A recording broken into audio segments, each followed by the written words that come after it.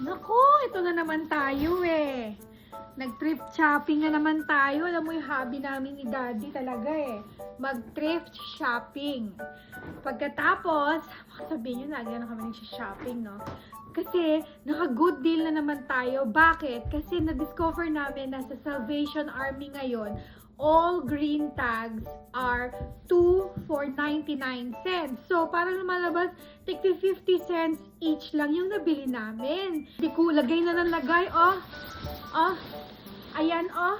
Papakita ko sa inyo. Polo short na naman ni Daddy na Izod. Shorts na Old Navy. Pambahay ni Tristan na mahilig sa soccer. Sabi na natin para next Christmas pamatong tingi. Soccer kay Tristan to. Parang presko sa summer. Sa fall, Reebok na shorts. Kay Tristan siguro to. Pambahay. Cardigan na light blue. Wala lang. Old Navy. Alam mo, bago pa yung mga yan ha. 50 cents. Magamit din sa summer. Alam pang babae ko. Izod. Shorts again. Columbia. The Van Housen na polo. Ay, pajama na lang for me. Old Navy na t-shirt. Tommy Hilfiger na jeans. Ang ramen eh. So, yan.